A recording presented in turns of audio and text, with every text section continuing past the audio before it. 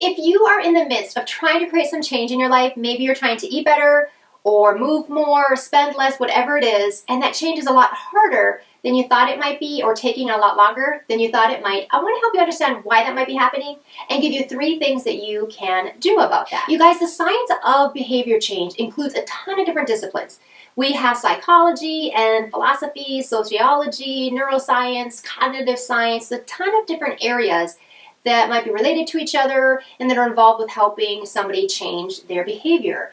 Now with that, there are a ton of different theories and models and frameworks and techniques and strategies and processes. Let me use the example of habits to help illustrate a specific framework. So for example, habits is having a moment. If you go to Amazon and put in habits, you're going to see that there are books that are written about good habits, bad habits, tiny habits, atomic habits, elastic habits, badass habits, high performance habits, all of them. There's a ton, which is wonderful. What this particular framework does is it helps people understand the different components that are involved with human behavior. So what's great is that might be something that works for you because it will help you learn which ones you can kind of manipulate, which component to change the behavior or create the behavior that you'd like to in your life. So that's wonderful, but maybe it doesn't do anything for that person who's struggling with an overall process. Or for example, there is a behavior change model that is wonderful with helping people understand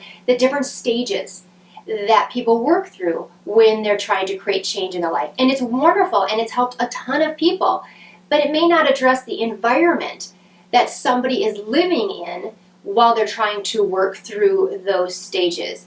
So it's really an interdisciplinary kind of approach where there might be lots of different approaches kind of blended together that would be the perfect one for you to take.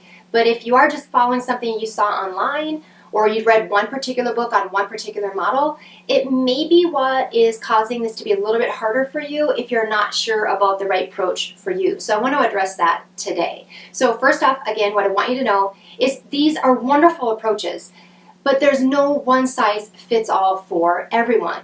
So what I would encourage you to do is this. Number 1 is, who are you? So if you're someone who is watching me trying to influence the change in other people, if you're a manager or you're a health professional and you're trying to influence change in your workers or the community or wherever that might be, then the approach that you would use may be very different than if you're somebody that's watching me and you're trying to create this change yourself in your own life. So that would make a difference in the approach if you seem to be struggling. It may be that the approach you're using would just be better suited for someone who's trying to influence change in others versus themselves or vice versa.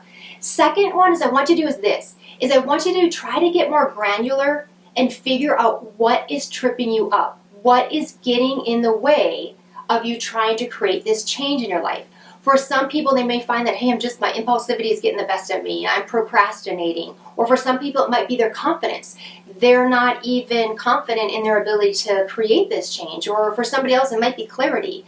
They're not even really sure what they're working towards. They know they want to get healthier, but that's too vague of a goal to try to be reaching. So whatever that is for you, just take the time. Sometimes we get so excited about the overall bigger picture, but getting more granular and trying to figure out what is tripping you up is going to be really beneficial. And then the third thing, guys, that I really recommend that you do is then take to heart what I talked about last week in the video where I was talking about wellness your way, is what you can do is once you really understand this and what's getting in your way, those obstacles, and understand what I said a moment ago, that there's tons of different frameworks, there's tons of different models and approaches that you can use, and you can pull from these and create a customized, personalized process that you would follow to create this change in your life. So definitely take the time to incorporate what your strengths are, what your personality is, what your preferences are, what your desires are. Those things will go a long way when trying to create the change that you'd like to in your life. So I really hope that this was helpful in helping you understand maybe behavior change and the science of it and how you can implement that in your own life when you're trying to create changes. So again, if you do like content like this, make sure that you subscribe to my channel, join my VIP list so I can get this out to you on the 1st of every month. And I appreciate you letting me share this with you. I will see you next time.